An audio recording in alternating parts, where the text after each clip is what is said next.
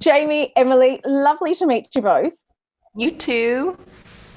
Jamie, how does it feel to actually be releasing a film this year? Because it has been such an uncertain year when it comes to the cinema. I mean, Emily, I think I was supposed to be talking to you back in March for A Quiet Place 2, and that's been shelved. But you guys finally have something out on the big screen. No, it's mad.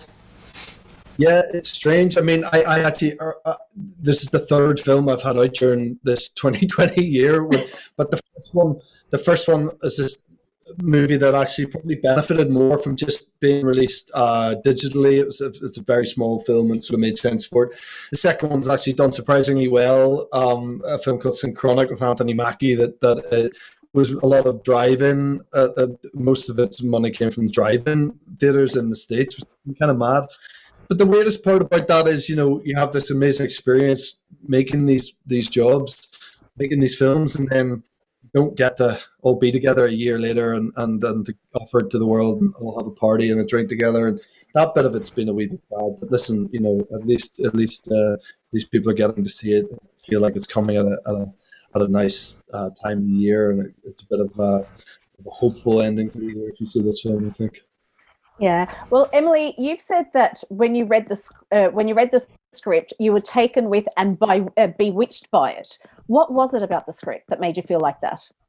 I think that sort of fairy tale, otherworldly quality that it had, and Shanley is such an exquisite writer. He almost has the characters speaking to each other in verse. I mean, it was just sort of like nothing else I'd written. Very poetic, very lyrical, very beautiful, and really funny, and the awkwardness of being human, which you often don't find in scripts, or all these sort of curated versions of characters that have to be brave and courageous or passionate or have the perfect thing to say or behave in the right way. And I think along comes this script with all of its oddity and awkwardness, and I just loved it. It just, although it's kind of got that fable quality, the stakes felt very grounded, and I was very moved by it. You're dealing with real things, real love, real mortality, real fear, real passion. And I think I just loved it. Completely unique. Jamie, Emily kept mentioning the words oddity and quirkiness, and they could relate perfectly to your character of Anthony. You've said that you could relate to that. What do you two have in common? It's almost better for Emily to answer that, having you spent all that time with me. Listen, we're all odd, all of us, right? Whether you want to believe it or not, you're weird. You're a weirdo. Emily's a weirdo. We're all weirdos. And Anthony is like the king of the weirdos, and I feel.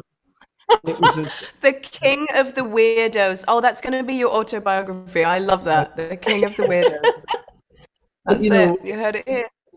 I find a lot more of his sort of uneasiness and lack of ability sometimes, and confidence, and lack of sort of knowing much more relatable than other characters I've played, who are much more aware of everything, and not only aware but in control of their surroundings, their destiny, their actions. So I felt like he was this great sort of vehicle to plant all of my own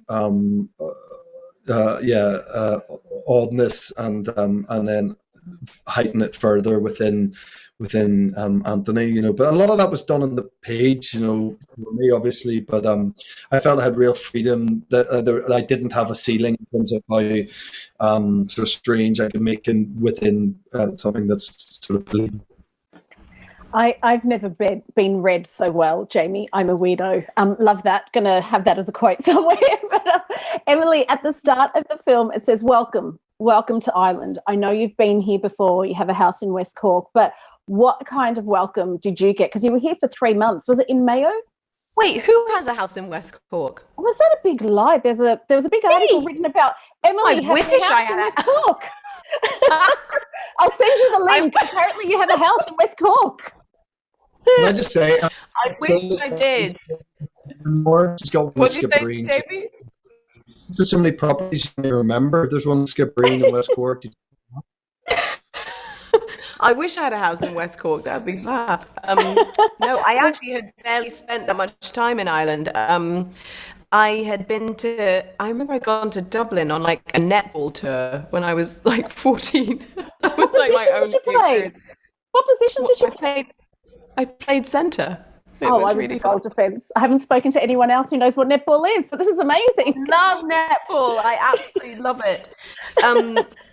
So I went on a netball tour, and that was what I remember of going to Ireland. So this was truly my first full immersion in how beautiful and extraordinary of a country it is, and how extraordinary the people are. And on the weekends off, we would travel, and I'd just kind of drive down through Connemara, which was just so striking and sort of Jurassic almost. It was so beautiful. And so yeah, I loved it. I want to go back. I mean, I loved being there, loved the people, loved the whole thing.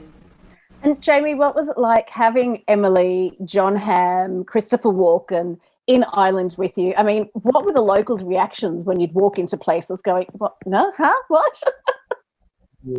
I know, you're just excited to show it off, I guess, and listen, I admit County Mayo is not a county I was particularly familiar with, and probably the county I knew the least in all of Ireland, maybe Roscommon, but it's so beautiful there. The people of Crossmolina and Ballina, which were the sort of main two towns that we were filming near and living near, were just so welcoming as you'd imagine them to be at home, and I think in general, most Americans have a bit of almost a fascination with Ireland, and many of them have a very strong connection to Ireland, and plenty of them will claim to be Irish. So that's a very strong pool.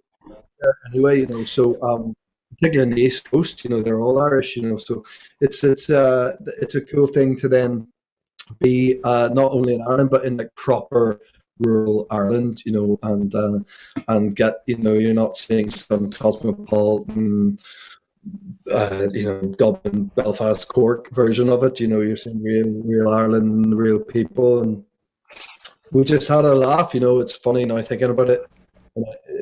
Pre-COVID world where you could actually all go out for dinner together and go to pubs and enjoy each other's company, and those days seem like a very distant memory, but it happened, and I'm very thankful it got to happen for us. Well, I hope to have you both back in Ireland, and Emily, maybe we can all visit your house in West Cork when you're next home. Exactly. You're all very welcome. You're very welcome. Thanks very much, guys. Lovely to meet you both. Thank you.